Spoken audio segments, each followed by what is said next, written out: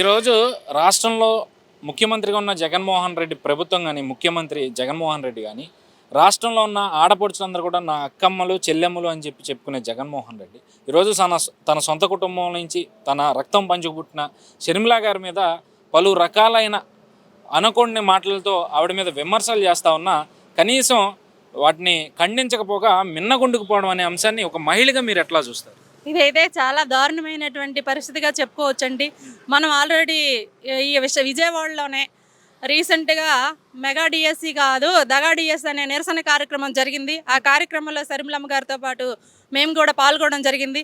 మాకైతే హెచ్చర్లలోనే హౌస్ అరెస్టులు చేసి పోలీసులు చాలా దారుణంగా మమ్మల్ని నిర్బంధించడానికి చూస్తే మేము రాత్రికి రాత్రి అలా తప్పించుకొని మేము ఇక్కడికి చేరుకున్నాం. ఇక్కడ చేరుకున్న తర్వాత కూడా ఆవిడ్ని మహిళను కూడా చూడకుండా ఈడ్చికి పట్టుకెళ్ళారండి. అసలు ఈ చేతులకైతే మొత్తం శర్మిలమ్మకి గీకిసారు ఏకంగాను. అంటే సొంత చెల్లినే చూడనటువంటి వ్యక్తి రాష్ట్రంలో ఆడపడుచులకి అండగా ఏ విధంగా నిలబడతారండి ఆయన?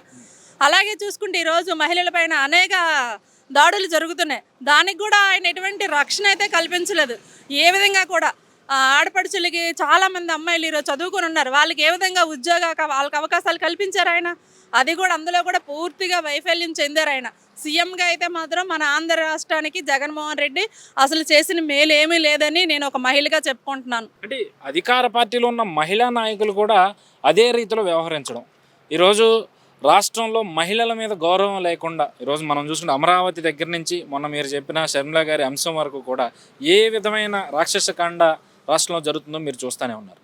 అయినా సరే జగన్మోహన్ రెడ్డి గారు మహిళల ఓట్లన్నీ కూడా మాకే ఉంటాయి, నేను రాష్ట్రంలో ఉన్న అందరికీ మేనమావనని చెప్పుకుంటున్న జగన్మోహన్ రెడ్డి 175కి 175 నేనే గెలుస్తానని చెప్పడం అనే దాన్ని ఎట్లా చూడాలి? అదంతా ఒక బోటకం అండి. చూడండి, ఒక గులివింద గింజ తను ఎర్రగా ఉన్నానని చెప్పుకుంటుంది. చూడు నాకు సాటి లేదు, నేనే చాలా అందంగా ఉన్నాను, ఎర్రగా ఉన్నాను అనుకుంటుంది. కానీ దాని కింద ఉన్నటువంటి నలుపు మచ్చ అనేది ఎవరికి తెలియదు అనుకుంటుంది. కానీ దాన్ని కూడా ప్రతి ఒక్కరు సూక్ష్మ దృష్టితో చూస్తారు. అది చూసిన రోజు మనకి రాబోయే ఎన్నికల్లో ప్రజలందరూ కూడా తగినటువంటి బుద్ధి చెప్పి జగన్మోహన్ రెడ్డి గారిని మాత్రం గద్దె దింపడం అనేది జరుగుతుంది. అది మాత్రం పక్కా. ఈరోజు అభివృద్ధి గురించి మాట్లాడుకోవాలన్నా లేదా మహిళా సంక్షేమం గురించి మాట్లాడుకోవాలన్నా రాష్ట్రంలో ఏమన్నా ఉన్నాయంటారు? ఏమీ లేవండి. అభివృద్ధి అంటే ఎక్కడుందండి? ఇప్పుడు మనం వెళ్ళి స్కూల్లో వెళ్ళి ఒక పిల్లాడిని అడిగితే, మన ఆంధ్రప్రదేశ్ రాజధాని అడిగితే ఏం చెప్తాడు?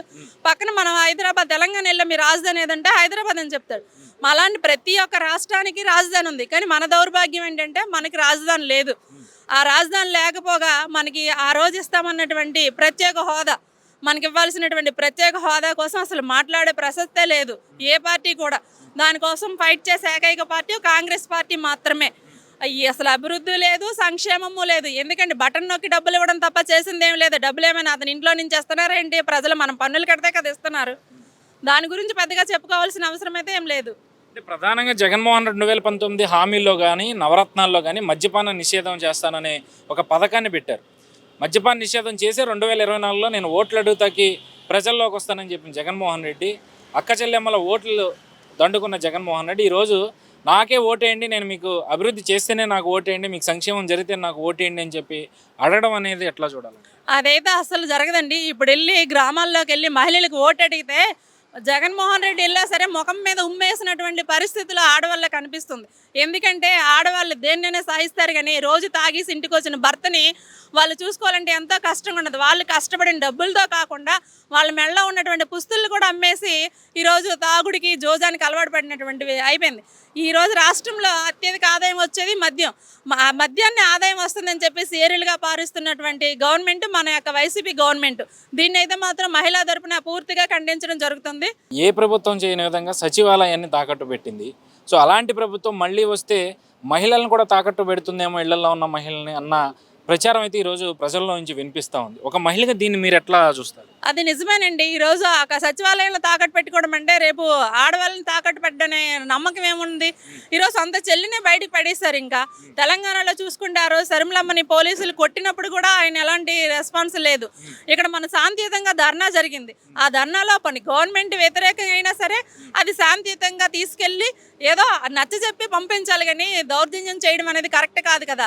ఇతని యొక్క రూలింగ్లో అయితే మాత్రం ఆడవాళ్ళకి అయితే అసలు రక్షణే లేదండి.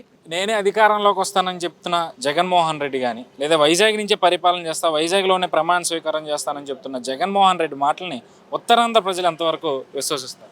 ఉత్తరాంధ్రలో అయితే ఏం లేదండి. అతను ఏంటంటే చూసిందంటే ఋషికొండ బీచ్ మొత్తం ఉంది కదా, దాన్ని ఆక్రమించుకోవడానికే తప్ప మరి ఇంకేమీ లేదు. ఆ కొండ ప్రాంతం ఉండిపోయింది కదా, దాన్ని రియల్ ఎస్టేట్గా ఉపయోగించుకొని తన యొక్క ఆస్తుల్ని పెంచుకోవడమే తప్ప ప్రజల కోసం అయితే కాదు. సో ఋషికొండలో ఏం కడుతున్నారో ఏమన్నా ఐడియా ఉందండి? ఏమీ కనిపించదండి అక్కడ. ఎప్పుడో ఆ ప్రాంతాన్ని బ్లాక్ చేయడం తప్ప ఇంకేం ఉండదు అక్కడ. సీఎం వస్తున్నాడు, ఇక్కడ రోడ్డుకి వ్యతిరేకంగా కటౌట్లు కట్టాలి అని చెప్పేసి బ్లాక్ చేస్తారే తప్ప అక్కడ జరిగింది ఏంటి కూడా బయటికి చూపించరు.